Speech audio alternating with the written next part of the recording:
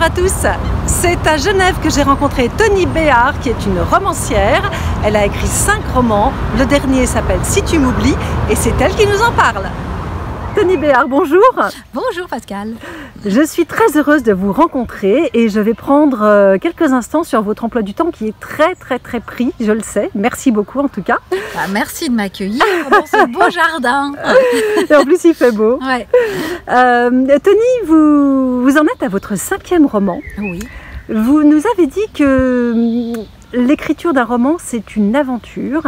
Est-ce que vous pouvez nous parler de votre dernier roman qui s'appelle Si tu m'oublies? Quelle aventure cela a été pour vous? Si tu m'oublies a été une longue aventure parce qu'il m'a pris quasiment 2 ans d'écriture. Et c'est un livre qui... le point de départ m'a été donné par mon père qui a lu un fait divers et qui m'a dit « Tiens, tu devrais écrire sur ce fait divers ». Et je me suis creusé la tête en me disant comment vais-je traiter ce fait divers que je ne vous révélerai pas parce que ça fait partie d'un des 2 secrets qu'il y a dans ce roman.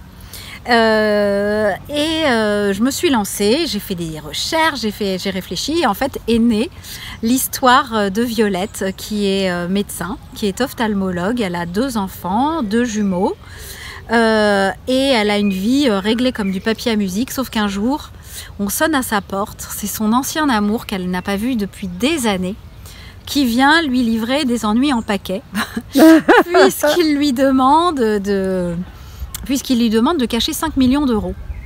Mais il ne veut lui donner aucune explication pour ne pas la mettre en danger et il disparaît. Et Violette, qui a beaucoup de choses à lui dire, à lui demander, quand il disparaît à nouveau, décide de partir à sa recherche. Et donc on va suivre la quête de Violette pour retrouver Joachim dans le présent. Et comme il y avait une longue histoire, un long passif entre ces 2 personnages, j'ai créé le journal intime de Violette. On la découvre adolescente, elle a 14 ans. Et on va suivre ce journal tout au long de sa jeunesse et on va découvrir cet immense amour qu'il a lié à Joachim. Et voilà. Et on va apprendre ce qu'elle cache depuis. Et vous m'avez dit que c'était une comédie romantique. Qu'est-ce que c'est pour vous une comédie romantique? Alors, selon les règles du théâtre ou les règles du roman classique, une comédie, c'est une histoire qui finit bien. Et une comédie romantique, c'est une histoire d'amour qui finit bien. Et dans laquelle on introduit certains éléments de comédie, d'humour. Moi, j'aime bien l'humour parce que ça permet de parler des choses graves de manière légère et je suis incapable de parler des choses graves de manière triste. Et donc voilà, c'est une comédie romantique. C'est le genre de livre que j'aime écrire, même si j'y mets toujours beaucoup de profondeur. D'accord. Voilà. Et vous avez mis une dédicace d'une certaine Marceline. Qui est Marceline? Oui, Marceline Desbordes-Valmore est une poétesse du 19e siècle qui, comme beaucoup de femmes de lettres, a été oubliée. On parle très peu de Marceline Desbordes-Valmore dans les livres d'école, on n'étudie pas tellement ses poèmes. Et pourtant, elle a beaucoup compté au 19e siècle, elle était très connue, reconnue par ses pairs. Comme beaucoup de femmes, elle a été invisibilisée. Et j'ai mis la dédicace pour justement, si quelqu'un comme vous s'intéresse à elle, et à la curiosité de savoir, pour remettre un peu de lumière sur cette romancière et cette poétesse. Et oui, mais ce qui m'a frappé tout à l'heure, vous n'avez pas dit une auteure, comme on dit maintenant, vous avez dit une autrice. Oui, eh bien écoutez, comme pas mal d'autrices, pas toutes, je revendique ce mot, parce que c'était ainsi qu'on qualifiait les femmes qui écrivent, qui sont autrices d'une histoire Et puis au XVIIe siècle, quand Louis XIV a demandé à l'Académie française de créer le dictionnaire, tous ces messieurs de l'Académie se sont tous mis d'accord pour retirer le féminin des noms des professions un petit peu prestigieuses. Donc il y avait des doctoresses, des philosophesses, des autrices. Et puis tout à coup on a dit bah non, ça n'existe plus, on ne veut plus les voir. Donc on a dit auteur, philosophe et docteur. Voilà. Et moi, il y a tout un mouvement aujourd'hui où nous voulons réhabiliter ce mot qui est le véritable mot des femmes qui écrivent.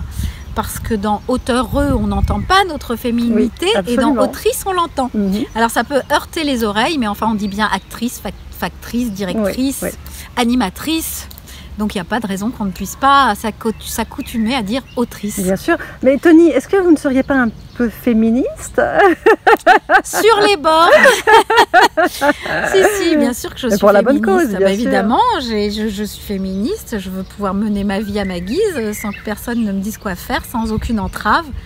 Et surtout que mes filles puissent vivre leur vie à leur guise, sans entrave, et pouvoir faire un métier, être indépendantes, gagner leur vie. Bien sûr. Et avoir une vie enrichissante. Pas dans l'ombre de quelqu'un. Vous faites partie d'un collectif, vous pouvez nous en parler? Oui, je fais partie d'un collectif de romancières ou d'autrices. Nous sommes 6, on s'appelle la Team Rom-Com parce que nous défendons une comédie romantique de qualité. Et à l'intérieur de ce collectif, il y a des romancières très très talentueuses. Il y a Isabelle Alexis, Adèle Bréau, Sophie Henrionnet, Marianne Lévy, Marie Vareille et moi-même. Nous avons toutes des plumes très différentes, on écrit des romans et moi je trouve que je suis très très chanceuse de partager, de faire partie de ce collectif avec elles parce que c'est fantastique d'être entourée de femmes de talent tout le temps. Bien sûr. Vous partez d'un même thème, c'est cela? En fait, on a des projets, on a souvent un projet commun et là nous avons un recueil de nouvelles de Noël qui va sortir à l'automne prochain. D'accord. Et donc le thème c'est de raconter une histoire de Noël, une comédie romantique de Noël comme il y en a beaucoup qui passent à la télévision, mais nous ce sont des livres et cette année nous voulons nous inspirer de la plus grande et la plus belle des histoires d'amour, orgueil et préjugés. Donc le recueil s'appellera Noël et préjugés. Très bien. Eh bien, en tout cas, le rendez-vous est pris. Oui. Quels sont vos projets? Eh bien, j'ai ce recueil. D'ailleurs, il faut que je me mette à écrire la nouvelle. Voilà, j'ai commencé.